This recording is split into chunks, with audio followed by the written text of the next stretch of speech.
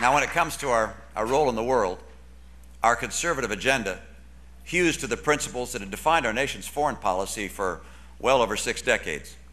We will promote and defend the American ideals of political freedom, of free enterprise, and human rights.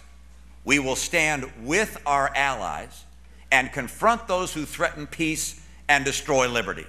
That's what America is.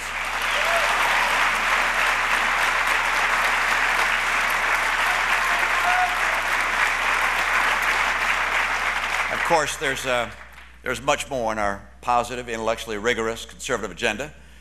Not all of it's popular, but the American people have shown that they're ready for truth to trump hope. The truth is that government is not the solution to all our problems. A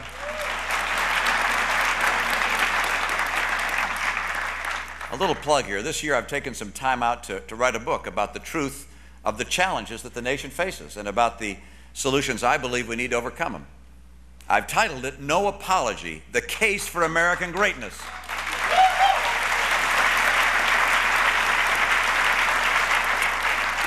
I'm told that my friends have set up a booth outside so you can each buy a couple hundred copies, maybe 1 or 2.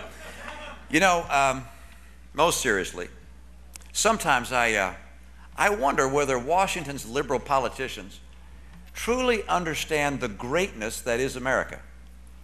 Let me explain why I say that. At Christmas time, I was shopping at Walmart to buy some toys for my grandkids. And as I waited in the checkout line, I happened to just look around the store, those big signs, you know, with the yellow face, the big smile on it, and the low prices.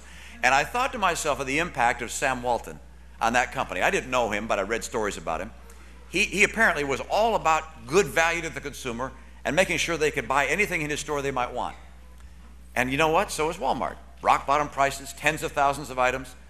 It's interesting that the impact of founders like Sam Walton have on their enterprises. It's really remarkable. In many ways, Microsoft, for instance, is a reflection of its founder, Bill Gates, just like Apple is of the leader there, Steve Jobs. Disneyland, you've probably been there at a Disney World. It's a physical tribute, in my view, to Walt Disney himself. Imaginative, whimsical. Virgin Airlines, it's as irreverent and edgy as its founder.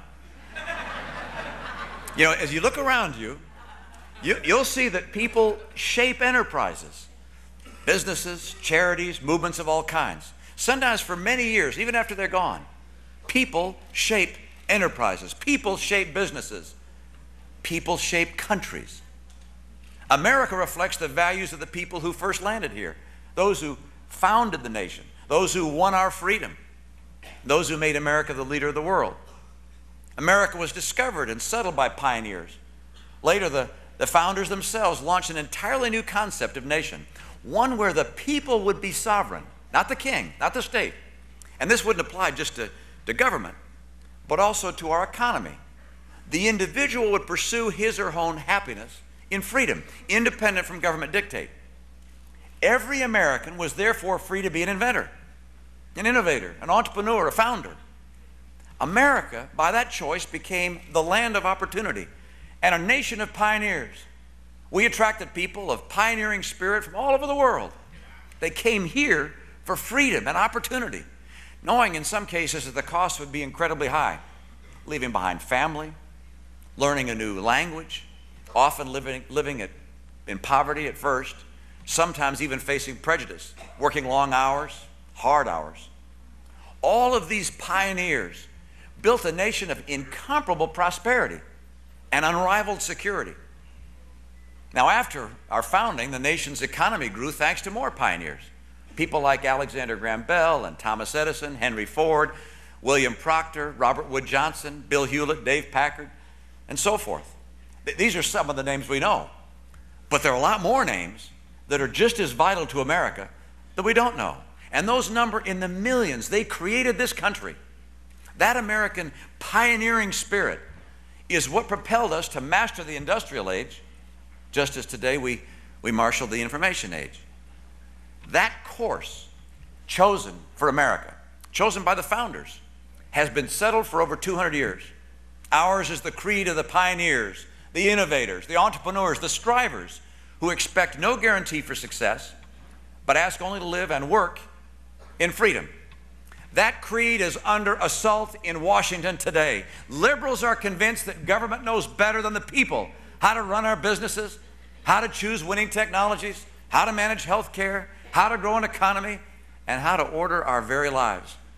They want to gain through government takeover what they could never achieve in the competitive economy: power and control over the American people. If these liberal neo-monarchists succeed, they would kill the very spirit that has built the nation, the innovating, inventing, creating, independent current that runs from coast to coast, and we won't let them do it.